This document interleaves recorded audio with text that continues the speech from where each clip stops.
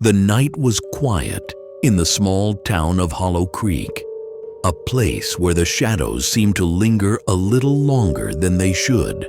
Few people stayed out after midnight, for the silence was thick and heavy, broken only by the distant cry of a lone owl or the rustle of the wind against the trees. It was the kind of town where secrets weren't told, but buried, and yet some secrets refuse to stay beneath the earth. The story begins in a forgotten antique shop at the corner of Maple and Vine. It wasn't much to look at. Dusty windows, faded wooden planks, and a broken sign that swung uneasily with every gust of wind. The shop hadn't been open in years, but locals whispered about what still rested inside. Behind the locked glass doors sat shelves lined with old trinkets, cracked porcelain, rusted jewelry boxes, and stuffed toys with eyes that seemed to follow you. Among them was a doll, a pale porcelain figure with faded rosy cheeks, dressed in an old-fashioned white gown. Her glassy eyes were wide and unblinking, her lips fixed in a faint smile that felt far too knowing. The doll's name was never written on any tag, but those who once owned her had given her many names. Some called her Annette. Others whispered Lydia, but all agreed on one thing: she was cursed. The stories stretched back decades. A family in 1953 claimed their young daughter spoke to the doll at night, and that it whispered back. She began waking with scratches down her arms, claiming Annette had been angry with her. The doll was locked in a trunk, but the noises didn't stop.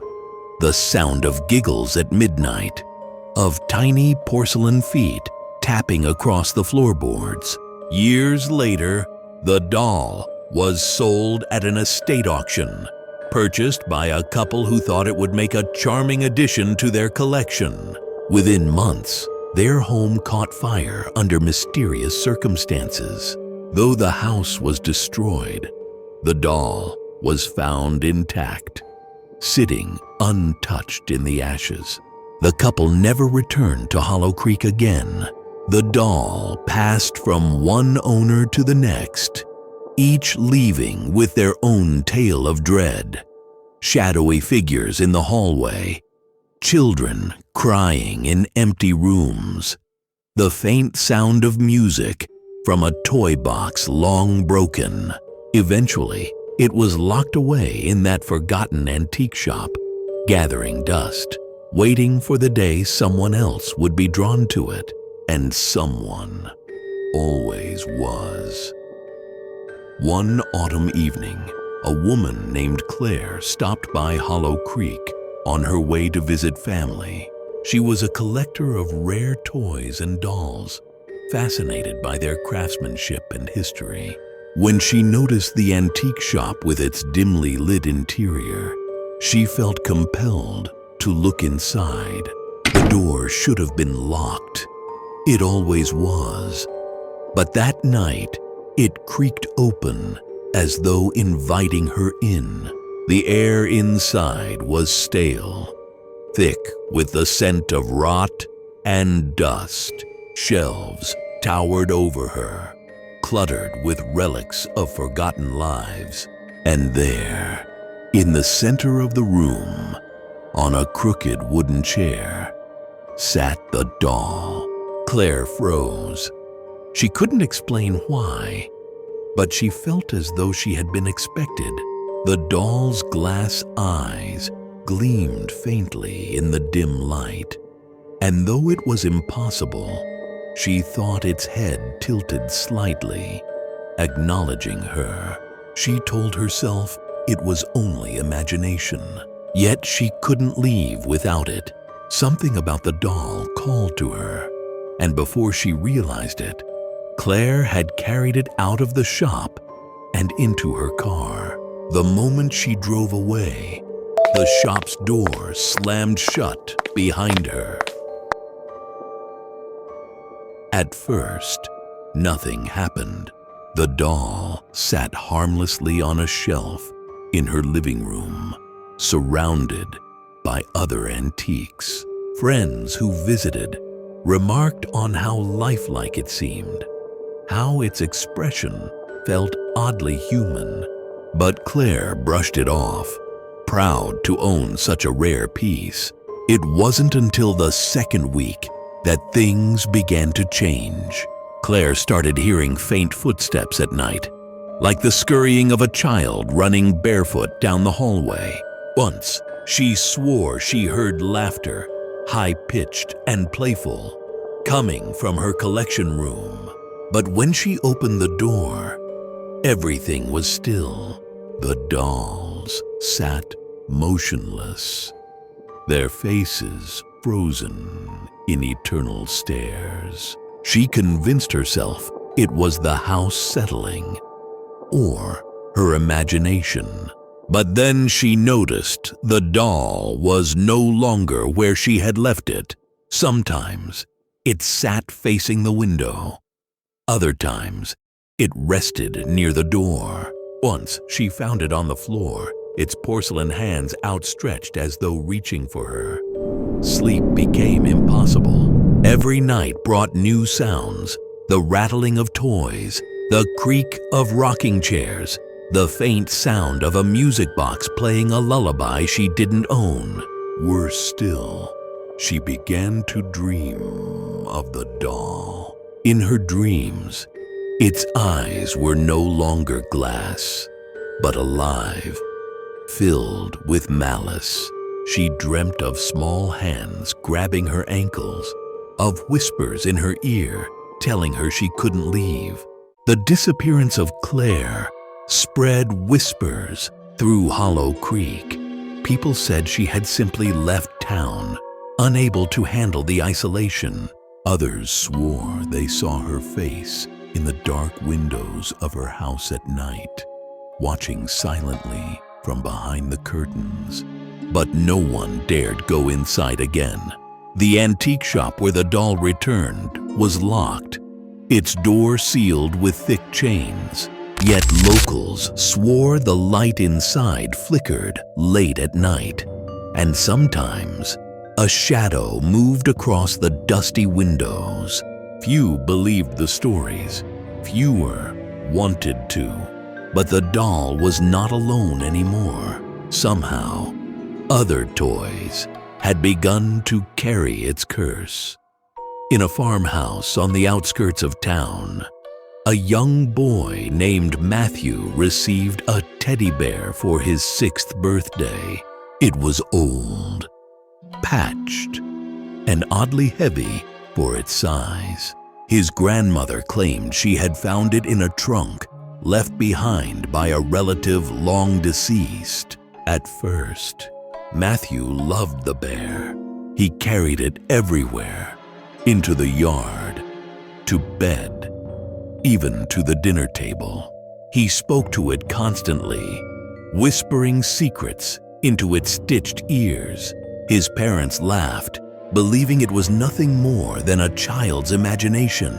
But soon, Matthew's laughter changed. He stopped giggling and began speaking in hushed tones, his face serious, his words too dark for a boy his age.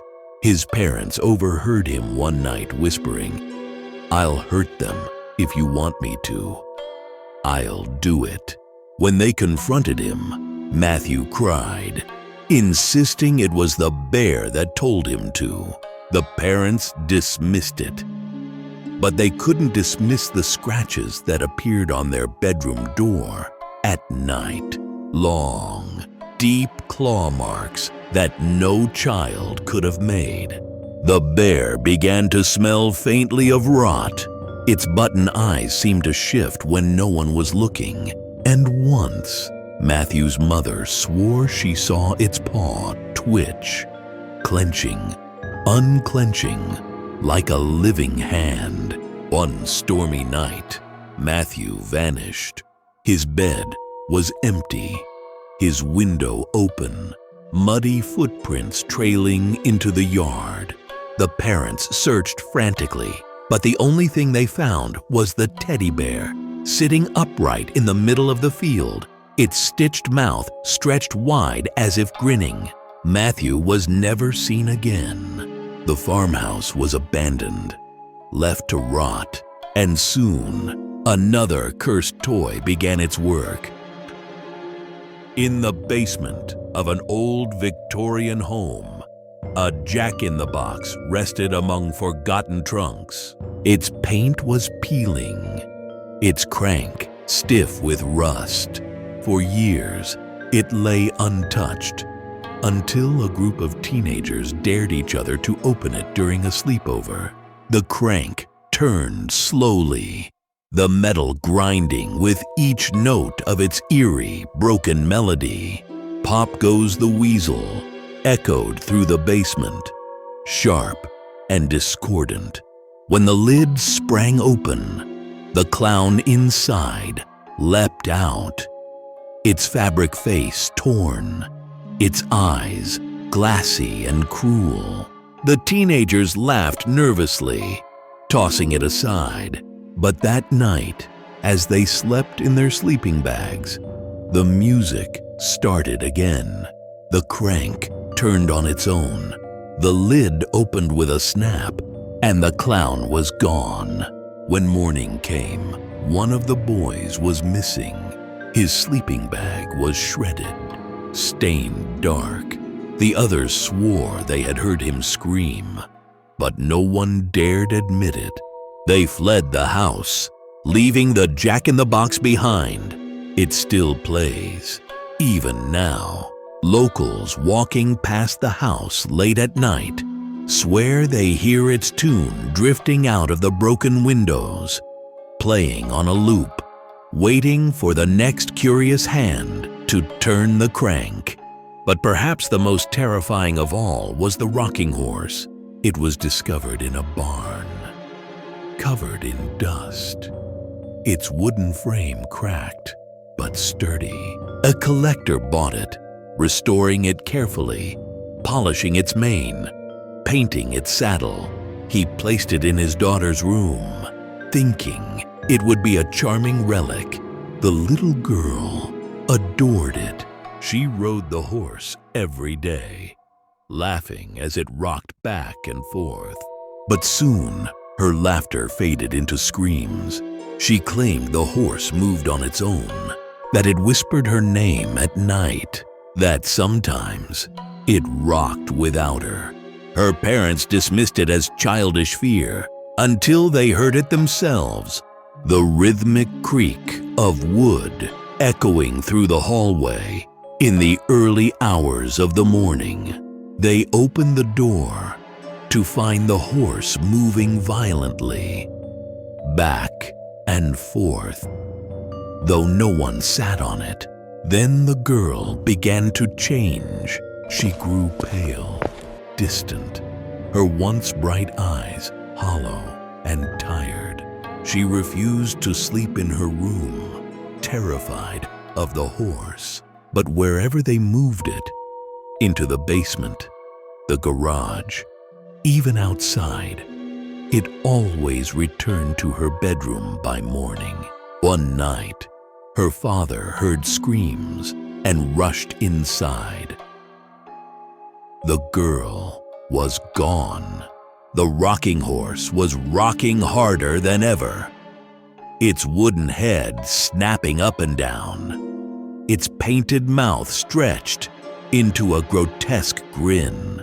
The girl's body was never found. Only a single small shoe lay beneath the horse, soaked in blood. The family left the house forever. The rocking horse remained silent for months until someone else brought it home.